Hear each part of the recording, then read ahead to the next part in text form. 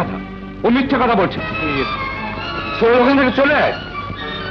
মানুষ বেদ ছেড়ে কখনো দোজখে যেতে চায় না দাদু। তবে তবে আমার ভাইয়ের যদি কিছু হয়, আমি তোমাকে ছাড়বো না দাদু, আমি তোমাকে ছাড়বো না। চলো মা। দাঁড়াও না, ছোট না, আপনারা দাঁড়াবেন না, কোনো কথা শুনবেন না, আপনারা যান, আমি আপনাদের সঙ্গে যাব।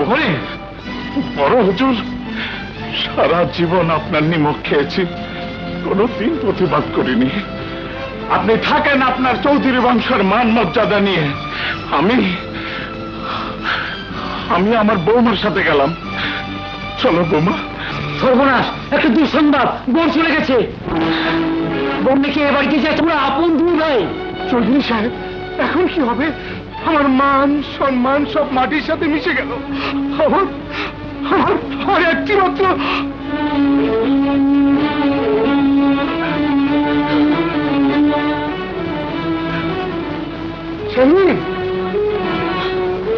কোথায় যাচ্ছিস? রানার কাছে। না, রানার কাছে তুই যাবি না।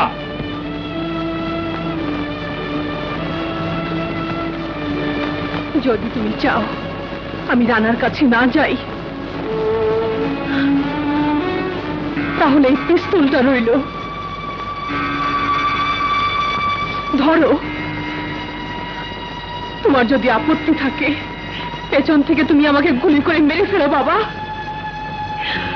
আমি রানার দিকেই পা বাড়ালাম।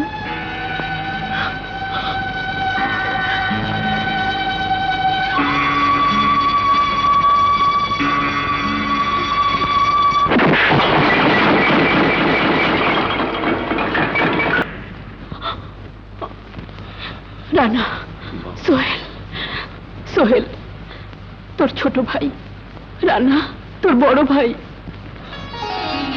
ভাইজান, রানা, ভাইজান, রানা, ভাইজান। বৌমা,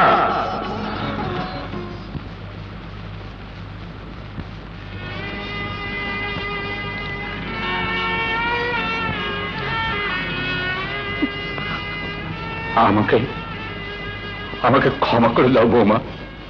না মা, ওনাকে তুমি চলে যেতে বলো।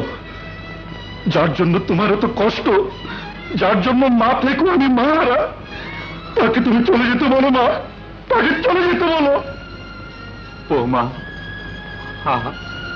আমি যে আমার পাপের প্রায়শ্চিত্ত করতে এসেছি, আমাকে তুমি ক্ষমা করবে না?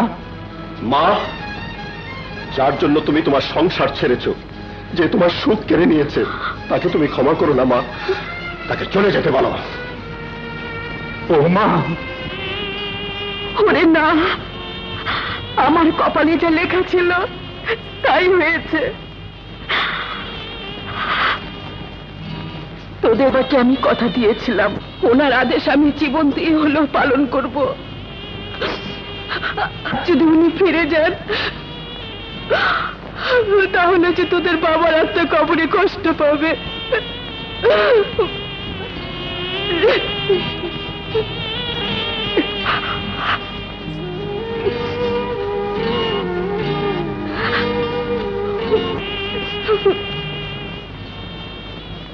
বৌমা, তুমি মহান বৌমা, সত্যি তুমি মহান। যাও মা।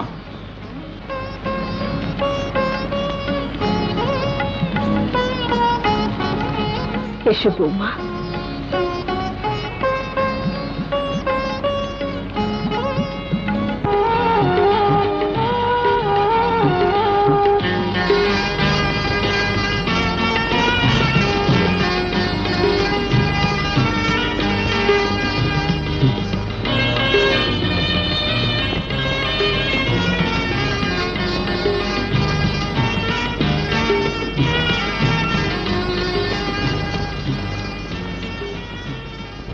বৌমা, এবারের বৌমা হবার স্বাদ